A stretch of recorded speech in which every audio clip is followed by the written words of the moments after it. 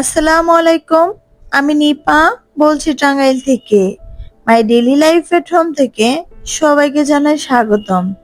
দূরে কাছে দেশ এবং দেশের বাইরে থেকে যে যেখান থেকে আমার ভিডিওটি দেখছেন, আশা করি সবাই ভালো আছেন। আলহামদুলিল্লাহ, আমরা অনেক ভালো আছি। আজকের ভিডিওটা শুরু করেছি আমাদের গ্রামের বাড়ি থেকে। গ্রামের বাড়িতে সাধারণত মানুষ সকালবেলা কি করে থাকে সেগুলোই আজকে আপনাদের সাথে টুকটাক শেয়ার করব। এই তো প্রথমেই কিন্তু আমাদের বাড়িতে আমার মার মুরগির খোয়ারটা ছেড়ে দিয়েছি। এই গাছটাতে প্রচুর পেঁপে আসছে, একদম গোড় থেকে আগ পর্যন্ত এত পেঁপে আসছে এখানে। তো আমাদের বাড়িতে কিন্তু অনেক পেঁপে গাছ। কাঁচা পেঁপে খেলে কিন্তু অনেক উপকার আছে, যেমন গ্যাস্ট্রিক কিন্তু একদমই থাকে না। আবার কিন্তু এটা কিন্তু সবজি বা ভাজি টাজি করে খেলে কিন্তু অনেক ভালো লাগে। আর পাকা পেঁপে কিন্তু ভীষণই পুষ্টিকর, একদম ফরমালিন মুক্ত, ফ্রেশ একটা ফল। আর নিজের গাছের ফল খাওয়া কিন্তু ভীষণ মজা। তো এদিকে আমার মা সকালবেলা খাবার রেডি করতেছিল আমাদের জন্য। তো এদিকে আজকে সকালে ভাত আর ডিম ভাজি। আর এটা কি বলেন তো, এটা কাঁঠাল বিচির ভর্তা। তো কাঁঠাল বিচির ভর্তা কিন্তু খেতে ভালোই লাগে। গরম এক প্লেট ভাত আর লেবু ভর্তা দিয়ে খেতে কিন্তু ভীষণই মজা। তো এই কাঁঠাল বিচির ভর্তা কিন্তু দুই রকম ভাবে করা যায়। যেমন কাঁঠাল বিচি ভেজে শুকনা মরিচ দিয়ে ভর্তা করা যায়। আর এক কাঁঠাল বিচি সিদ্ধ করে, কাঁচা মরিচ সিদ্ধ করে তারপর কিন্তু এই ভর্তা করা যায়। দুইটাই কিন্তু ভীষণ মজা। মায়ের হাতে সবকিছু খেতেই কিন্তু ভালো লাগে। আমার মা যদি আমাদেরকে ভাত মেখে দেয় তাহলে যে কি শান্তি লাগে, মনে হয় যে এক লোকমা খেলেই পেট একদম ভরে যায়।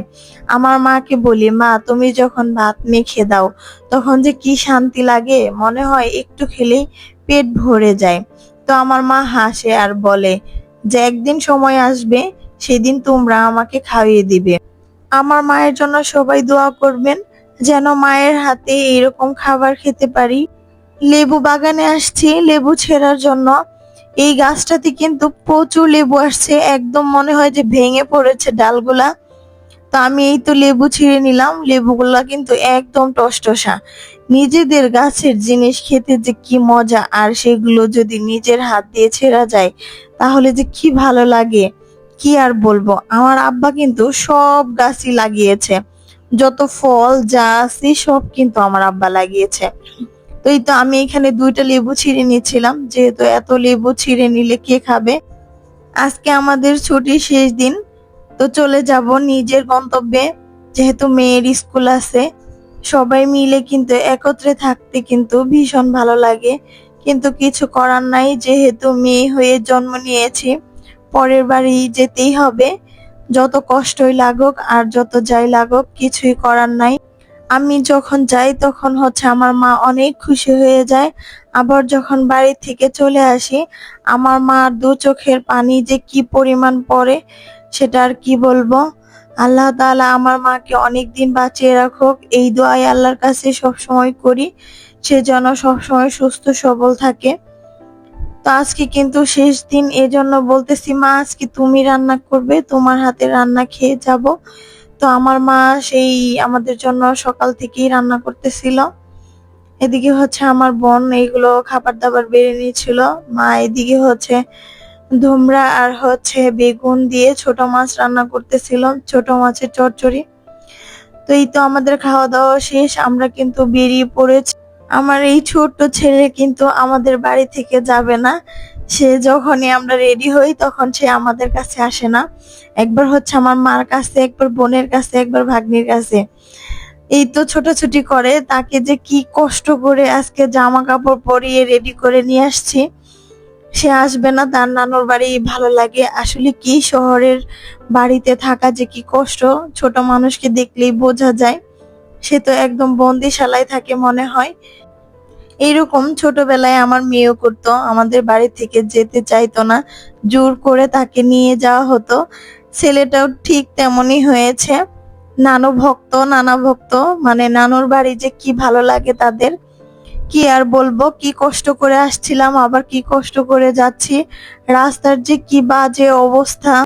আমাদের যেহেতু পাহাড়ি এলাকায় বাড়ি, এজন্য কিন্তু রাস্তাঘাট খুবই বাজে। আর এটা হচ্ছে আমাদের গ্রামের মসজিদ। মসজিদটা সবাই মিলে এখানে করেছে।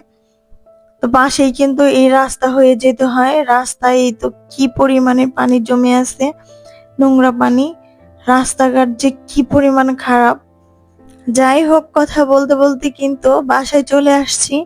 এসেই কিন্তু ব্যাগপত্র ছড়িয়ে ছিটিয়ে রেখেছি। আজকে যেহেতু আস্তে আস্তে রাত হয়ে গেছে, গোছানোর সময় একদমই নাই। তো পরে এগুলা করে নিব। আর এদিকে কিন্তু রাত হয়ে গেছে। তো ভাবতেছি আজকে কি রান্না করি। আজকে হালকা একটু রান্না করে নিব, ভর্তা ভাত করব। আর তেমন কিছুই করব না, যেহেতু অনেক জার্নি করে আসা হয়েছে।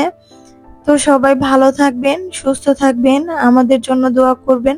আল্লাহ হাফিজ। আসসালামু আলাইকুম।